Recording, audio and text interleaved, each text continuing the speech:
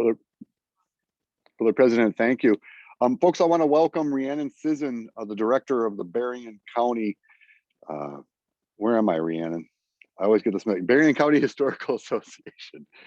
And she's going to be talking to us. She kind of coined this phrase, uncircling the wagons, when I was working with her within the last year or so, I think it was.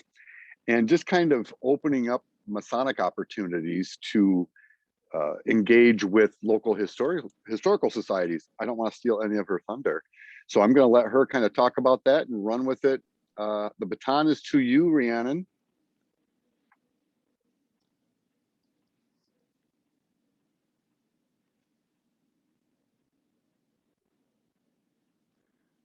I don't know if her video's working. Let me see if she's on. She was on a second ago. I saw her. There she is. I think you might be muted, Rhiannon. How's this? That's better. That's much better.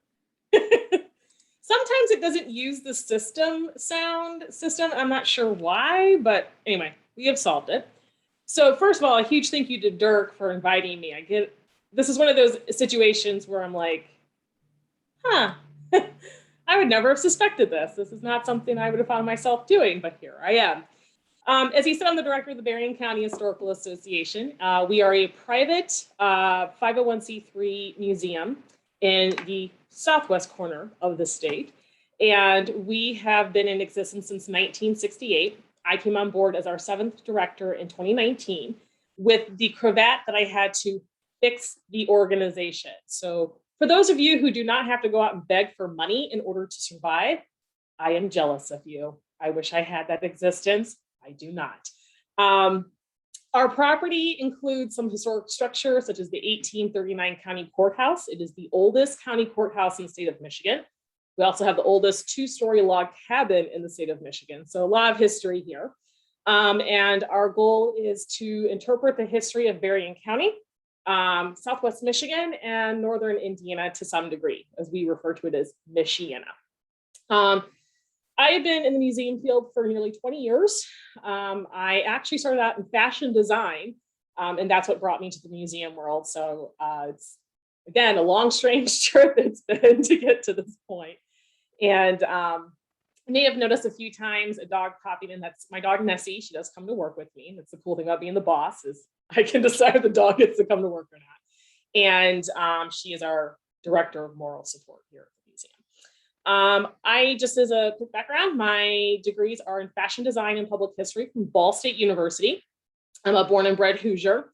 I try to not hold that against me if you possibly can. I understand if you do. And then I do have a degree in heritage management, master's degree from Valparaiso University. So I am super excited to talk about this because about a year ago, we came, my curator, John, who has now celebrated his 1 year with us, came to me and said, look at all of these like Masonic things I found. And there wasn't a whole lot. We had these two prints. I don't think they were quite paintings, they were prints. One was this really huge, big one of George Washington in his regalia. And the other one was like the Freemasons, the American Revolution. It was really fancy. And I'm like, somebody had this hanging in their house. We got it. And then there was a few items which I now know to be the collar, jewels, and then some convention pins and buttons and ribbons. But it wasn't enough. And I said, well, I guess I said, we should totally do an exhibit on the Freemasons next year. It's like 2019. It's like 2020. And I'm like, we should totally do this next year. So I took a risk and I reached out to the 6 lodges here in Berrien County. And to my utter shock and surprise, they said, yes. Oh, we love this idea. Yes, we want to be involved. And I'm over here going, really? Like, you want to be involved? You want to publicly talk about this? And they're like, oh, there's a lot we can publicly talk about. Like, so then why not do it? Like, why is the Circle the Wagons and the spooky? You guys are like rooted in conspiracy theories in the public because you're not talking to anybody. You got to talk to the community. And they agreed to it. They said, yes, we do need to tell our story. And so that's how Dirk got involved, because I think it was either Mark or maybe Don. Someone's like, well, we got to get the state museum involved. I was like, okay, let's get them involved. And so in January of this year, it really feels like this is 3 years ago. time means nothing to me anymore. 3 years ago, give me a second, things are going away, thank you. We mounted historic rituals, the Freemasons of Berrien County. Eventually, these items will be online and we will do an exhibit, a digital exhibit using these photos. But what the thing I was most surprised about in our conversation is I said, well, whatever you can give me, I'll take. And I believe it was Brother Mark Holt who said, why don't we create a ritual room? And again, I was like, you can do that? Like, this is very publicly visual, you know? And they said, no, we can do that. There's a lot of things we can tell them. I'm like, then let's tell them. So while we provided some items, like some of the chairs and the table in the middle, the tapestry to the right, or excuse me, to the left of the window is ours. We had to rely upon the 6 lodges in the library to come in and say, hey, let's do this. So it was fun to work with the lodges. We ended up having a lot of stuff brought to us from each lodge. And then several, like Mark and Don, have been Masons for like 40 years. So they all had stuff like, I got stuff I'll bring to you. We ended up with more stuff than we had space for, which was really nice because I had an opportunity to pick and choose what I thought would be interesting to the public. So it was fun to work with the brothers because they'd be like, well, normally in a ritual room, there wouldn't be windows. I'm like, okay, so we need to suspend disbelief for 5 seconds to mount this exhibit. And so we were able to showcase the Grand Masters of the state. We have 9 from Berrien County over the last 200 years. We figured we've averaged about every 20 years, Berrien County sends someone to the top seat in the state. And then this image here was the one we had in our collections, but they brought us all sorts of things. We even had stuff. This is one of these is Order of the Eastern Star, and the other one is Rainbow Girls. And they brought us all these historic items, like here's our original like deed of, like their charter. And I'm like, please frame it before I stick it in the museum. And so brothers came through on and it was neat working with them because they said, well, let's do this. And I learned a lot about Masonry ritual during the course of this that was interesting. Well, there's nobody in here, so let's set it like they're on break. So we had certain items laid down and others were up. And of course, layout of the square and compass was meant to see that they were all these different things. So we were really excited. This was the most dangerous thing. I was like, please God, don't fall off my thing and kill somebody as they're walking through, because this was solid metal. It would have brained somebody. It would have been very bad. The second room was kind of where we just kind of laid out. We treated it like it was an interior room. So I said, John and I went back and forth on this. And I said, well, we don't have to be museum perfect on this because it wouldn't have been museum perfect in somebody's lodge.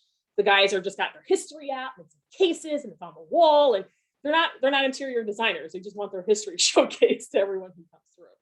So we ended up kind of hanging things, grouping things together. We had some of the oldest aprons in the county in this exhibit. Some of them dating back to like the 1850s, I think was the oldest one. We had charters, we had cartoons. This gavel was for a former worshipful master. He was the first African-American worshipful master in any lodge in Berrien County. And so we were very excited to have that. The irony is Don said he wasn't going to deliver it to Raymond, that Raymond had to come get it, and Raymond never did. And then I was like, but you hauled it all the way from Coloma down to Berrien Springs and said, he goes, well, it's for a good cause. I will make that trip. So it was wonderful. We had wonderful images. This is about the Prince Hall Masons, which Dirk came and chatted about. That was actually, the cover on the altar was one of our, Mark Holt does things like that. And he actually made that. And he's like, well, you can borrow it. I was like, yeah, awesome. And so, And so we wanted to make sure we had the aprons in there. We wanted to make sure that we had images in there, things that kind of explain the different parts of Masonry. And then we had stuff from, stuff that you guys pass out, you guys collect just by virtue of being Masons, like your conventions and stuff, all your pins. This was like the third exhibit I've showcased Gerald Ford in, and I don't understand why, because he was never in Berrien Springs, but he's been in 3 of my exhibits now, and it's my life now. Gerald Ford, I don't even understand. Really not good president. And so we felt very pleased to have these things on display. Do not judge my mannequin for no shoes. I kept saying we're going to buy him socks and shoes, and then we never really did. We got socks for him eventually, but no shoes. Our favorite, this is a Knights Templar uniform, obviously. My favorite thing about this is I said, well, do we know anything about the man who wore it? And Stanley, Brother Stanley, he's with Niles and the Buchanan Lodges. He goes, we never heard of this man. We don't know how we got his stuff, but it's in our collections anyway. I was like, oh, okay. And then this came from Dirk at the museum, along with the body forms. I didn't have anything at the time. So we felt very proud to be able to showcase this, and we were so pleased that the brothers were excited about this. We ended up running it from January, the beginning of January, to, I believe, the very beginning of March. So it's not quite 2.5 months. And we had Masons from all over the region come. We had a brother from Dowagiac go, I've never even heard of you guys, but someone said you had a museum exhibit that I needed to come see. So we're like, great. And then we did some videos with Dirk. We were in a newsletter. I mean, I couldn't have asked for better promotion from the Masons on this. Like I think they were more excited about the exhibit than I was, which was very pleasant. And as far as we can tell, this is the first of its kind in the state of Michigan, where an independent, non-Masonic library or museum created an entire exhibit about local lodges. I asked around, nobody had ever done this. Sometimes Masonry popped into a bigger exhibit. The Region of Three Oaks Museum actually did an exhibit about a man by the name of Henry Chamberlain, who is a very big name in the area. He's also a very big Mason. He was raised in Niles. He helped found the Three Oaks chapter, and when he was the Grand Master of the state, he signed the charter for the St. Joseph Lodge to be refounded. So he's very instrumental, and as far as I can tell, the Three Oaks Masons reached out to the museum and said, hey, we've got some stuff about him. Can we include it in there?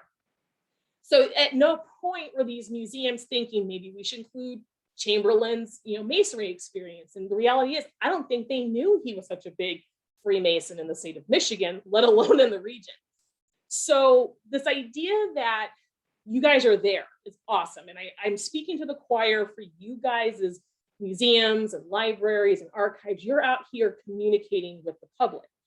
The problem is the lodges are not doing it. I also discovered a lot of the lodges have, in the words of Connor Ashley, who is the young man to the very right, he got raised to the 3rd degree here, I think in February, a year later than he was supposed to.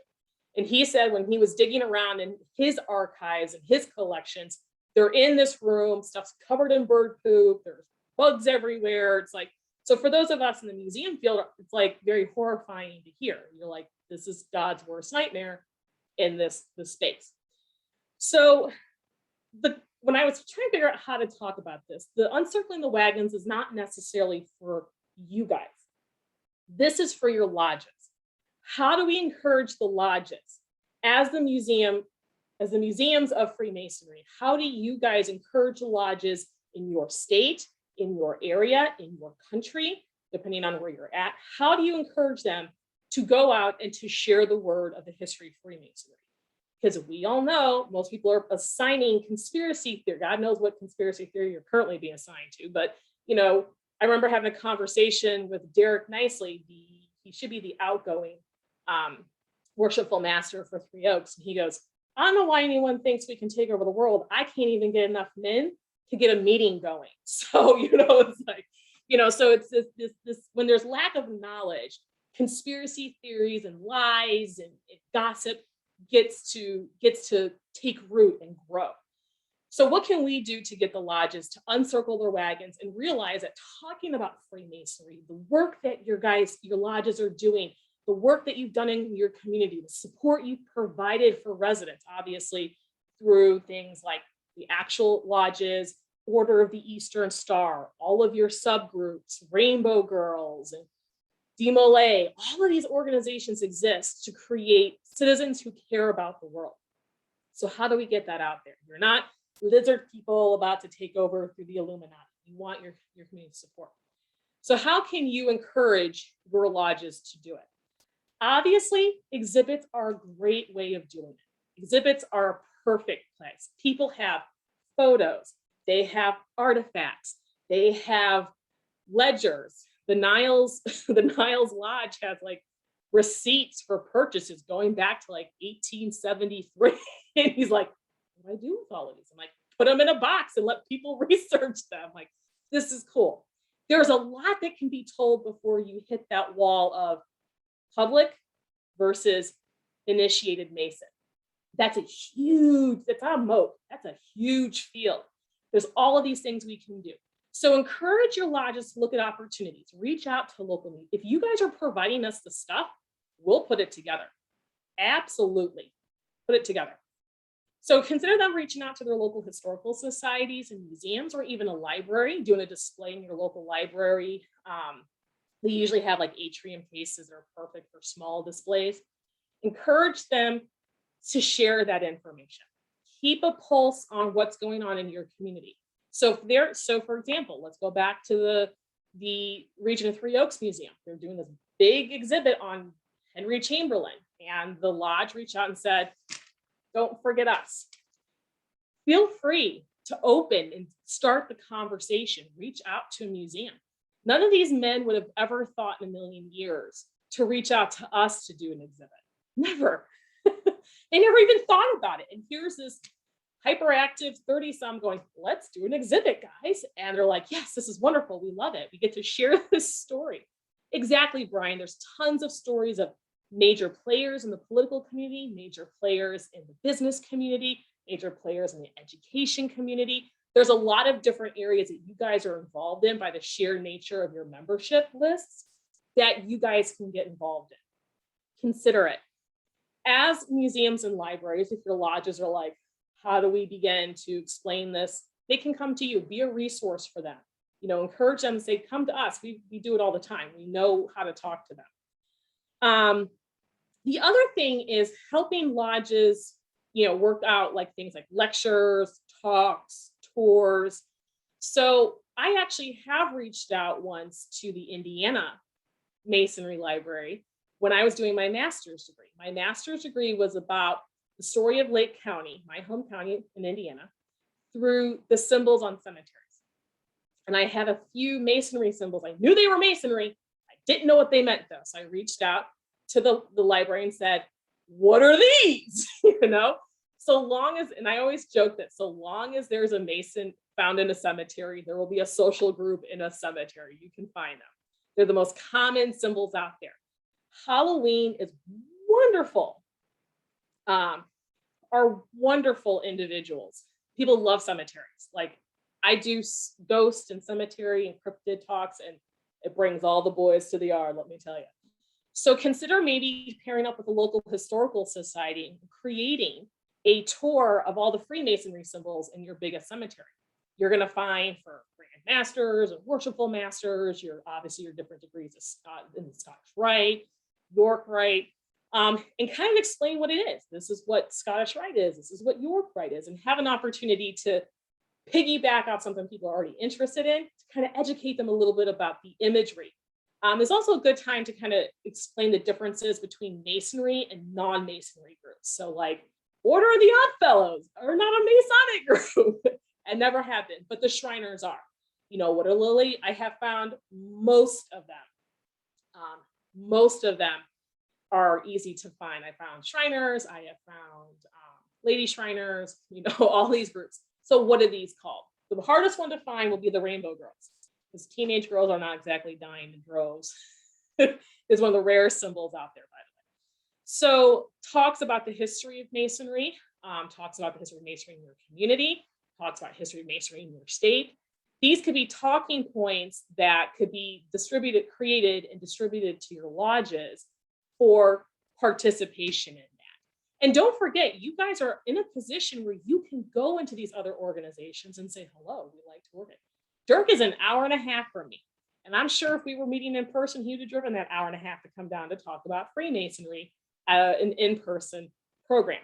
But we're in a good position now where you can do things like this and invite somebody from another state to come talk. I mean, we're all across the US, Canada, and Europe. So this is a wonderful, technology is so wonderful and allows for you to connect with audiences that normally didn't. So think about talks like, for example, Freemasonry involved in politics or whatever. And this, again, this allows lodges to be able to kind of shut down these rumors and kind of bring the truth to light. And that's really what we're wanting to do. We want to tell, when we're talking about history, we want to tell history accurately, or as accurately as we can, because people keep throwing things out, and making sure that people understand where our past is coming from and the impact these different groups have had on us. So the question I know I'm going to get is, Rhiannon, we are a small staff. I am 1, 2, maybe 4 if we're lucky. How do we get people, how do we create these things in order to encourage our lodges to participate? Same way Indiana's doing it, guys. Interns. Interns are a great opportunity for your master's and your undergrad students. Look at history, look at education, especially if you want to create things that are maybe geared towards younger groups. They can help write tours, they can write worksheets, they can write talking points. If you're looking at, say, those that are in videography or media of some sort, they can help you create your videos. They can help create sound bites. If you're really wanting to really help out your lodges, help them connect with interns in their area to help them go in and fix that history. Because they're not going to be able to write these tours or plug and play information into tours or workshops or talks or even exhibits if they don't know what they have. So we would encourage you to go the intern route. Let them know, don't forget, you guys can do an intern. If the lodge can pay for it, that would attract a higher quality intern, unless it's something else that they can provide. So for example, we only take local interns. So if you don't live locally or you're not at Andrews University down the road, we won't take you as an intern because we don't want to provide undue financial burden on you. So if you got some kid at home during the summer, that would be a great opportunity to do so. Once the lodges kind of have a handle on their artifacts and their supplies and things like that, then they're able to tell those stories and to expand out and say, oh my God, look at all the stuff that we have. They might even find duplicates or triplicates. And maybe the idea would be some of the duplicates go to the state museum. Not that you guys need more work to do, but also we should encourage them to look at duplicates and triplicates given to the local museum so that we have things in our collections and archives that are representative of our communities. And that includes the Freemasons. The majority of the Mason stuff that we have in our collections actually was donated by the Western Star Lodge that was here in Berrien Springs. They closed down in 2015 and found that a significant chunk of their items weren't going to go anywhere else because library had it, other lodges had it, and most members took some things home, but there were things that people didn't want. So we have charter books, and we have, like I said, that beautiful tapestry. We got those wonderful paintings. I'm sorry, framed prints, they're not paintings. So we have an opportunity to then, when people want to get rid of stuff, and that goes for you guys too. If you have like quadruplicate of something, consider giving to that, wherever that Mason came from, to their area library or archives, so that they're building up their own Masonic archive and collection to be able to tell that story. We're limited in our exhibits by what we have in our collections. And once we have those items, we can tell those stories. And it's about a full story. Who was here? What have they done? What's going on? It's time for lodges to uncircle the wagons and get actively involved in telling their story with other groups, libraries, historical societies, and museums, so that we are sharing what needs to be shared rather than allowing those who don't know to have the loudest voice. So if there's any questions, I'm happy to answer them. Rhiannon, thank you. That was awesome. You're always so high energy. I love it. I like that. Hey, I just wanted to Catch me make up. sure, I'm not sure, I had to go get an extension cord because speaking of technology, I just got like a low battery reading on my phone and I still have to do the tour of the museum. So I had to hook up to a cord. But did you mention that you actually had like representatives from the lodges come in for scheduled time so people could come in and talk to a Freemason? I did not. So Mark Halt, who is retired, brother Mark is retired, and he actually lives here in Berrien Springs. And he volunteered every Thursday for the run of the exhibit to provide. He was a kind of a docent almost. He came in between like 2 o'clock and 5 o'clock. So there was a 3-hour time period where he would show up, and anyone who came to visit the museum and view the exhibit could ask Mark questions about Freemasonry. How old is it? What's going on? Are you really the Illuminati? Whatever questions they may have had about it. And people who came through ended up getting basically a private tour of what does everything mean? What's this symbol? What's that symbol? I mean, we had as you could see, we had our little interpretive panels, but it was really neat to have him really talk about, I can say, this is what this symbol means. But he was able as a brother to talk about without giving away the secrets. He was able to talk about the deep meaning it is to be a warden, to be a grandmaster, to be a Scottish Rite member, answer those minute little details that even we cannot talk about because we only have a limited amount of space for our interpretation. So if you have a museum that's interested in running this exhibit, having a brother, especially those like maybe on a weekend or whatever, maybe have a schedule, have them come out and talk about it.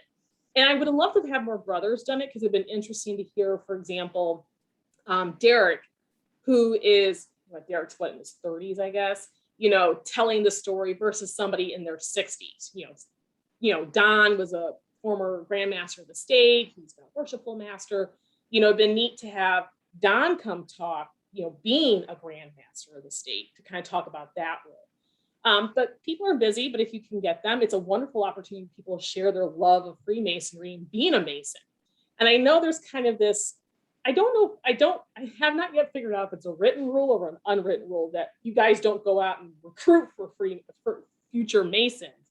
But this is a good opportunity to kind of circumvent that by getting people interested in Masonry, especially younger crowds who are like, you guys are crazy, we're not going to get involved. As opposed to saying, oh, look at this great thing that we're doing. It's a brotherhood. It's an opportunity to share, have a unique bond with people you would never have met or hung out before or maybe after. And to kind of, give them an opportunity to join something that makes them feel a part of something.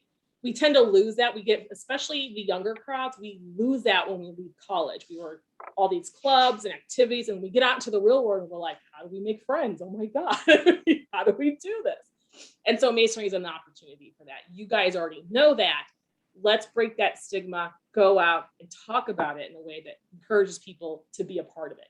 We also encourage the Masons to leave, so you want to be a Mason, brochures. They're like, how do you join Masonry? So we did have half a pile after we left, after we took down the exhibit. So we had several taken, as far as I can tell, unless something blew away and I didn't know about it. It's a very small space, so we found it. So yeah, so that was the other thing that we had. What's going to happen is I am very behind on getting my digital stuff up, but over the next few months, I will be doing that. And this will be an exhibit on Vermeuse, which is a wonderful resource for digital exhibits. If you guys would like to add that to your repertoire, especially for your interns, vermeuse.com. We already have a site on there. You can set up for your own museum. You can add all these different digital exhibits. And originally the exhibits were basically this run through for like Google Photos till we found Vermeuse. Now we're transferring them over. We can add interactive elements. I actually recorded Mark through his final walkthrough before we took down the exhibit. And that video, we'll do some editing and we'll add portions of that video into the exhibit so people can hit play and be like, oh, so this is what this means. Because it's not like we have too many in-depth photos, people have an opportunity to hear more about it. So that's what we plan on doing with it. And I'm hoping by the end of the year to kind of be up to like 2020, middle of 2021 with everything online.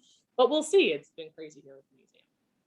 I think what's great about these, I just want to say what's great about these collaborations is that, I mean, I know lodges that have sometimes open houses and they invite people into their lodges to kind of take a look at their lodge rooms, which I would never discourage. I think it's a great thing. But collaborating with a historical society kind of gives a layer, a safety layer to people that might still be kind of suspicious of going into a lodge. Like, I don't want any part of that. But this historical society is doing something. I'm interested in what the historical society is doing. So it's almost giving a layer of comfort to people that wouldn't naturally explore these opportunities to go into a lodge to learn about the fraternity through what they would deem an academically credible historical society. Because of course, if the Masons are inviting them into their lodges, we're trying to, we're going to only tell part of the story. That's what they think. But these historical societies are kind of designed to just give like objective history. And this is the history of this area. And so I really do think these collaborations have a lot of opportunity. And the other thing is Mason, depending on where you're at, a Masonry lodge may be a really, really good connection. So like I said, we had a lot of media throughout the state that we normally wouldn't have had for an exhibit like this, for any of our exhibits. We had an interview with Dirk that was on their Facebook page.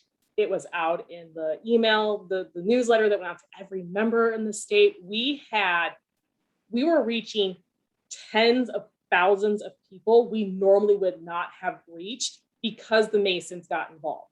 They were like, yes, we want to be a part of it. Show us, give us some photos. Let's do this. Let's do that. And because of that, there's already this built-in audience. They're going to go and they're going to want to take people with it. I had people go, my father was Mason. Is it still up? I want to come see it. And then, I really feel bad. I feel like we should have run it a little bit longer. We've learned our lesson. We need to run it at least 3 months now. But we had people, I still have people going, hey, I read in this weird thing online that you have a Freemasonry exhibit. I'm like, well, that was like 8 months ago, but we'll be online soon. And so it's still these things. There's, I have friends in other states who are like, oh my God, I'm part of the Mason. I have a friend in Illinois who's very into Job's Daughters. She's into Order Eastern Star. She comes from a massive Freemason family. Her kids are getting involved. And she's like, I can't come, but I'm so excited that you're telling this story. We're so pleased that you're even doing it. So it is something that the Masons are getting excited about too, because everyone likes to see themselves on display, right? Like, let's not lie. Like, look at me. So yes, it's a partnership that can also be beneficial to the museum because it may bring in audiences that would never have considered going. I get a lot when people come visit going, we didn't know you were open, or we didn't know you were here, despite my 40 by 60 foot 3-story courthouse in the middle of this small town. We didn't know you were here. So it was very beneficial to us. And we put out a donation box in that exhibit. And we made over $100. Guys just walking through, throwing dollar bills in. Someone threw a 50. We're like, may his name be set in stars. Like, we love this man. So the generosity didn't just, end at the visitation or the promotion. People did give a little bit of money for it. So it was a wonderful partnership. I enjoyed it. They were excited, like, we could do this, and we could do this, and we can do this. And I'm like, I think you guys are more excited about this than I am. I'm just like, I gotta get it installed. This is great. So it was a pleasant thing. It was a very pleasant experience. I would highly recommend it to everybody. Any other questions? I have a comment. This is Benny Tucker with Wilbur Curtis Museum in Texas. I'm sure you were, when you all were doing your outreach to the various lodges, that you came across lodges that were not recognized in a sense in some of our organizations, because there are a lot of lodges that are just come up in order to, or what we call bogus or clandestine lodges. They are organized or created just to raise funds. And some of them do some great work, but they don't go through all the traditional channels that we normally go through. Now, those groups may have reached out to you as well, but in Texas, we have a lot of them. I mean, there are a lot of 501c3 lodges that are not recognized by any of our some of our Grand Lodge leaders. Yeah, we actually had nobody else reach out to us. Once we reached out to the 6, that was pretty much it. And we had nobody come later saying, oh, we wish we had this. The only other lodges that we reached out to try to get involved were the Prince Hall Masons. We do have a Prince Hall Mason lodge here in Berrien County over in Benton Harbor, but nobody ever responded to us. And I was like, we'd like to have you in here. And we got very lucky that Don Bauer, who is a former Grandmaster, and he's with the Coloma Lodge, when he took over as Grandmaster in 1994, it was he made the first meeting between the Prince Hall Grandmaster of the state and the Mason Grandmaster of the state had a meeting together as brother lodges coming together publicly and supporting each other. It was the first time it ever happened in the state of Michigan. So the fact that it was 1994 is a little embarrassing, but the effort was made and he was able to get like a copy of the original. It's a preprint, but it's a copy of the original charter for the very first Prince Hall Lodge and some colors. Some colored photos from the event and some black and white photos that they were able to get copies of. So we had some history in there for the Prince Hall Masons. But I would have loved it if they had joined us, because I know there would have been really cool things that we could have had on display, regalia or other photos or lists or whatever. We actually originally reached out to the Prince Hall Masons to do the talk in February, because we try to have our monthly talk, our monthly lecture series relate to at least one of during the run of the exhibit, one of them to that exhibit. And we ended up having Dirk come do the talk because I needed somebody who could talk about the history, who was a Mason. And so, but we did try reaching out to them. And we have had conversations with some of the lodges about financial support, being a part of it and things like that. So it was open to any lodge in the area, but the 6 I found on the website were the easiest, but nobody came to us afterwards. But we made it very clear that we wanted all the stories that we could get. You know, it was important to us that we're telling everybody's story, or these lodges exist. So if there's a lodge existing that is, you know, strictly like a fundraising arm, or, you know, they're strictly philanthropy and they really don't do the rituals, they would have been absolutely, we would have featured them as well, because we wanted to talk about the philanthropy of the Masons.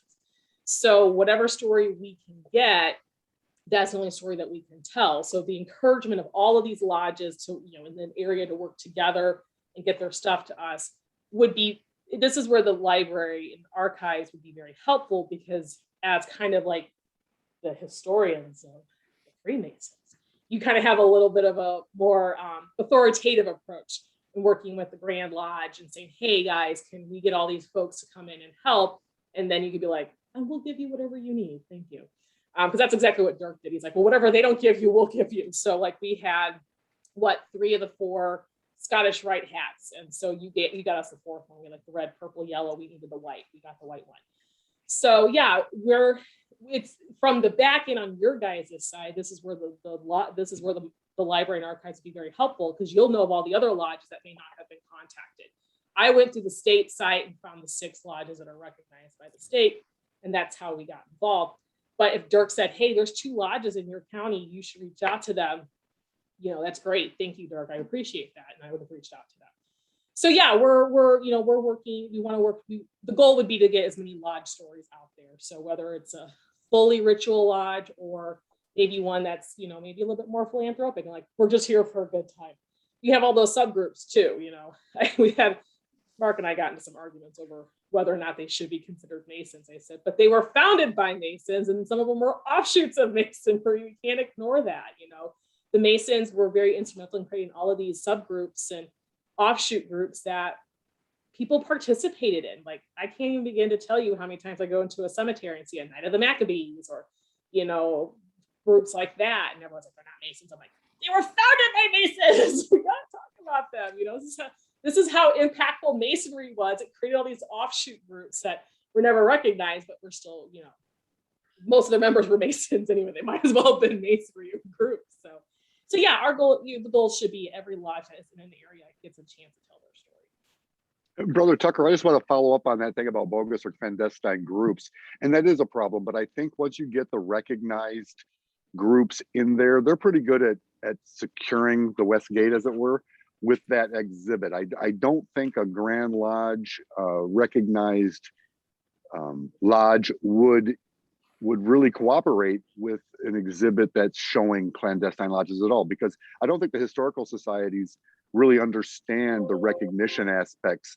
So I think it's part of the involvement with the lodges to make sure that we're talking about recognized Masonry, because that's what everybody thinks of when they think of Freemasons anyway. So that's just kind of a self-policing thing, and we have to kind of educate the historical societies in that regard.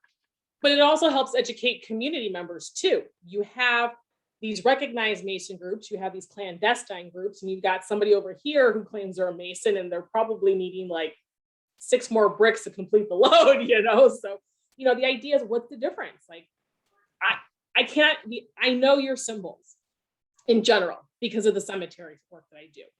I know that you're not Illuminati out here to rule the world in a new world order. And I know that there are philanthropic arms that that can be family wide.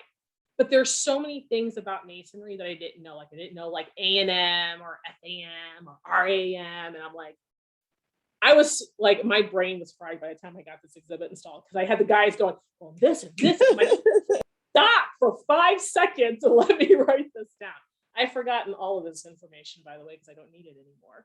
But I still know more than the average person. And my willingness to go to the Masons and be like, hey, you guys want to join us for this free, you know, for like maybe this, you know, fundraiser, or come on out and do a talk.